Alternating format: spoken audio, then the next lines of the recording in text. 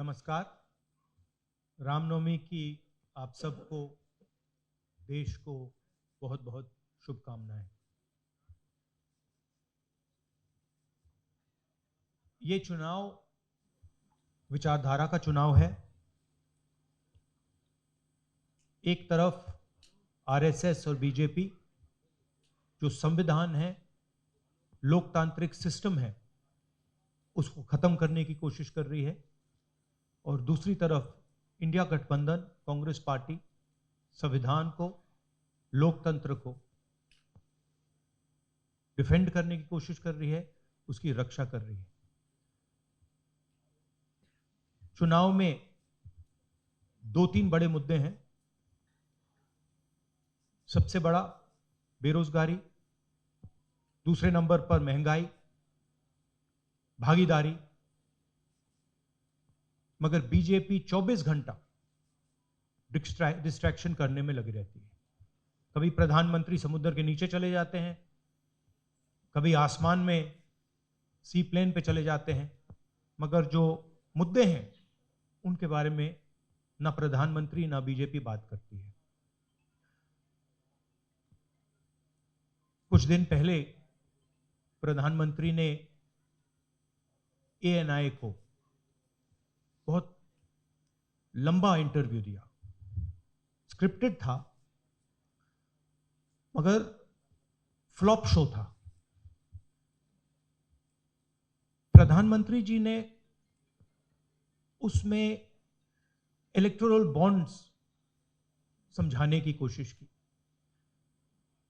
प्रधानमंत्री जी कहते हैं कि इलेक्टोरल बॉन्ड्स का सिस्टम ट्रांसपेरेंसी के लिए लाया गया, राजनीति को साफ करने के लिए लाया गया।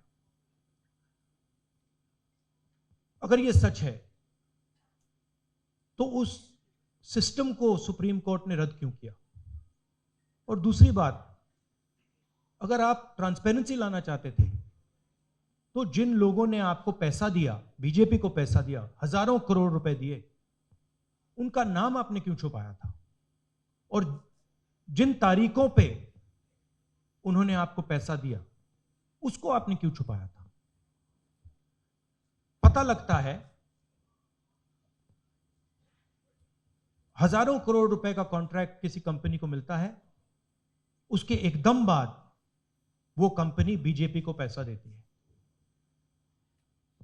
सीबीआई की इंक्वायरी होती है, ईडी की इंक्वायरी होती है, किसी कंपनी पर शुरू होती है, उसके 10-15 दिन बाद कंपनी करोड़ों रुपए बीजेपी को देती है, और फिर सीबीआई की इंक्वायरी, ईडी की इंक्वायरी बंद हो जाती है। सड़क पे इसको एक्सटॉर्शन कहते हैं। एक्सटॉर्शन कहते हैं सड़क पे। तो ये जो है इलेक्टोरल बॉन्ड्स का जो स्कीम है, ये दुनिया का सबसे बड़ा एक्सटॉर्शन का स्कीम है। हिंदुस्तान के सारे बिजनेसमैन इस बात को समझते हैं, जानते हैं, और प्रधानमंत्री जितनी भी सफाई देना चाहें, कोई फर्क नहीं पड़ने वाला है, क्योंकि पूरा देश जानता है कि प्रधानमंत्री भ्रष्टाचार के चैंपियन है। धन्यवाद। शुक्रिया राहुल जी। अच्छा, एक और बात, आपने जयराम जी, आपने कहा कि जो भी आपको क्वेश्चंस पूछने हैं आप पूछेंगे, और ये ओपन एंडेड प्रेस कॉन्फ्रेंस है। बट इसमें एक और बात, मुझे पहले ही 2-3 बीजेपी वाले क्वेश्चंस पता लग जाते हैं, तो वो तो गारंटी पूछे जाएंगे, तो उनके लिए मैं तैयार हूं। आजकल गारंटी का जमाना है राहुल जी। पहला सवाल महिकार जी, हिंदुस्तान हिंदी डेली से। माइक दीजिएगा।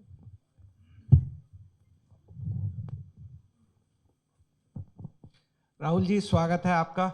दोनों नेताओं, जबकि आज प्रचार का पहला चरण समाप्त होने वाला है, आपने मेरे मित्रों को थोड़ा सा कसरत करा दी। वो दिल्ली से यहाँ आए हैं, आपने गाजियाबाद में ही क्यों पीसी की? यूपी दिल्ली छोड़ के गाजियाबाद में पीसी हो रही है। दूसरा सवाल ये है राहुल जी से कि लोग तो गुजरात छोड़कर पीएम बनने के लिए बनारस आते हैं, आप बाय नाइट चले गए, तो क्या अमेठी या रायबरेली से आप ये लड़ेंगे? बीजेपी वाला क्वेश्चन है, ये पत्रकार का सवाल है। पहले ही opening ball BJP question. Very good, शाबाश। देखिए, अमेठी की बात कांग्रेस का डिसीजन है, जो भी मुझे ऑर्डर मिलेगा मैं वो करूंगा। सीईसी मीटिंग, हमारी पार्टी में सीईसी मीटिंग्स में ये डिसीजन लिए जाते हैं। बट पहला बीजेपी का question, good question, thank you. Amar Ujala से निशा, आप थोड़ा शांत हो जाइए यहाँ पे। बहुत बहुत स्वागत है। मेरा सवाल आपसे ये है कि यूपी में न केवल यूपी में बल्कि पूरे देश में इस बार कांग्रेस ने अपने बहुत कम प्रत्याशी 268 अभी तक सामने आए हैं, और यूपी में तो 80 सीटों के मुकाबले केवल 17 सीट हैं। ऐसा क्यों? क्या ऐसा मान के चल रही है कांग्रेस की आप कमज़ोर चल रहे हैं, या यूपी में कमज़ोर है कांग्रेस इसलिए सपा या आपके गठबंधन बाकी सहयोगी पार्टी सीट नहीं देना चाह रही है? नहीं, हमने डिसीजन लिया है कि इंडिया गठबंधन चुनाव लड़ेगा, और हमने सीट शेयरिंग की है, और ओपन माइंडेड तरीके से, दिल खोल के हमने सीट शेयरिंग की है। हम चाहते हैं कि थोड़ी सी हम फ्लेक्सिबिलिटी दिखाएं और ओपन माइंडेड तरीके से हम चुनाव लड़ें, इसीलिए हमने स्पेस हम अपने पार्टनर्स को दी है, पर इसका कोई कमजोरी का मतलब नहीं है। पीटीआई से अनवर। राहुल जी, मेरा सवाल आपसे है कि पिछले बार जो आप दोनों लोगों का गठबंधन था वो सफल नहीं हो सका उत्तर प्रदेश में। एक बार फिर आप लोग साथ आए हैं, और प्रधानमंत्री ने पिछले दिनों कहा कि ये 2 लड़कों की फ्लॉप फिल्म है जो इस बार भी फ्लॉप होगी। तो आगे आप क्या उम्मीद कर रहे हैं इस गठबंधन से? उत्तर प्रदेश में कितनी सफलता मिलेगी और कितनी सीटों की उम्मीद है इस बार आप लोगों को? देखिए, मैं सीट्स का प्रेडिक्शन तो नहीं करता हूं। जनरल बात कह सकता हूं कि बीजेपी को मुझे लग रहा था 15-20 दिन पहले कि 180 से 180 तक जाएंगे, अब मुझे लग रहा है 150 तक जाएंगे। हर स्टेट में हमें रिपोर्ट मिल रही है कि हमारा चुनाव इंप्रूव कर रहा है और अंडर करंट है। जहां तक गठबंधन की बात है, यूपी गठबंधन की बात है, बड़ा पावरफुल गठबंधन है, और बहुत अच्छा परफॉर्मेंस होगा हमारा उत्तर प्रदेश में। दैनिक जागरण से आदित्य त्रिपाठी। आप दोनों का बहुत बहुत स्वागत है। मेरा प्रश्न यह है कि उत्तर प्रदेश में एनडीए गठबंधन रोकने के लिए आपकी क्या रणनीति है? सॉरी, क्या? उत्तर प्रदेश में एनडीए गठबंधन को रोकने के लिए आपकी क्या रणनीति, आप दोनों लोगों की? उत्तर प्रदेश में नेशनल लेवल पे मैं आपको हमारा फाउंडेशन बता देता हूं, और वही आइडियाज हम उत्तर प्रदेश में भी चलाएंगे। देखिए, पिछले 10 सालों में नरेंद्र मोदी जी ने नोटबंदी करके, गलत जीएसटी लागू करके, और जो बड़े बड़े अरबपति हैं, अदानी जी हैं, उनका पूरा सपोर्ट करके जो रोजगार पैदा करने का सिस्टम था उसको उन्होंने कम कर दिया है। तो सबसे पहला काम, जो रोजगार हिंदुस्तान के युवाओं को मिलना चाहिए, उसको एक बार फिर स्ट्रेंथन करने का है। उसके लिए हमने अपने मैनिफेस्टो में 2-3 आइडियाज दिए हैं। एक आइडिया रेवोल्यूशनरी आइडिया है, राइट टू अप्रेंटिसशिप। तो जो अमीर घर के बच्चे होते हैं वो अप्रेंटिसशिप करते हैं, ट्रेनिंग मिलती है, पेड ट्रेनिंग होती है। तो हमने डिसाइड किया है कि हिंदुस्तान के उत्तर प्रदेश के सब ग्रेजुएट्स को, डिप्लोमा होल्डर्स को हम अप्रेंटिसशिप का अधिकार देंगे। जो भी अप्रेंटिसशिप करना चाहेगा उसको प्राइवेट सेक्टर में, पब्लिक सेक्टर में, सरकार में अधिकार मिलेगा, अप्रेंटिसशिप का अधिकार मिलेगा, ट्रेनिंग होगी और 1 लाख रुपए साल का, 8,500 रुपए महीने का उस युवा के बैंक अकाउंट में हम डालेंगे। और ये करोड़ों युवाओं के लिए हम अधिकार दे रहे हैं। इससे एक ट्रेन्ड मैन पावर तैयार होगा, प्राइवेट कंपनीज को भी इसका फायदा होगा, सरकार को भी इसका फायदा होगा, और एक प्रकार से युवाओं के लिए ये एक जॉब मार्केट में एंट्री का सिस्टम हो जाएगा। दूसरी चीज 30 लाख सरकारी रोजगार हैं जो नरेंद्र मोदी भर नहीं रहे हैं, वो वैकेंसीज हम युवाओं को देने जा रहे हैं। पेपर लीक की बात हुई है, उसके लिए हम कानून बनाएंगे, उसको हम खत्म कर देंगे। तो ये बात हुई युवाओं की। एक और हमारा आइडिया, क्रांतिकारी आइडिया, और ये उत्तर प्रदेश की महिलाओं को बहुत फायदा मिलेगा इससे।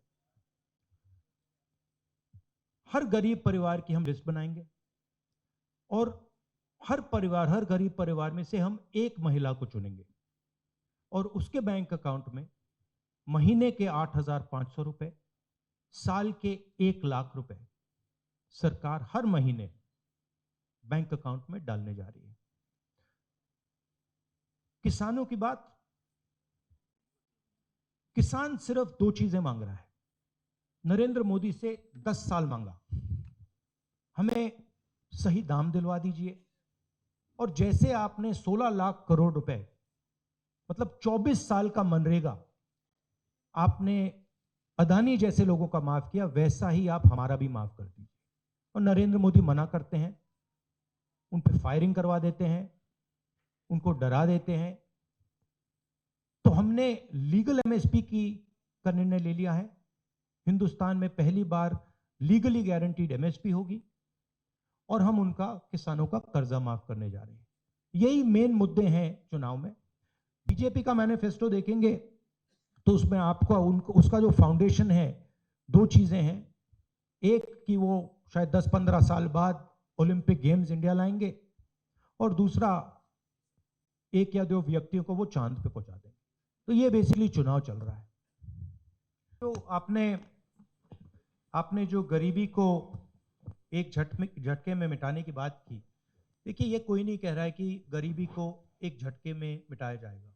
हम ये कह रहे हैं कि गरीबी को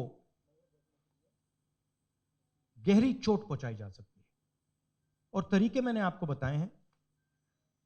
नरेंद्र मोदी जी ने पूरा का पूरा फोकस 22 लोगों पे किया है, 22-25 लोगों पे किया है।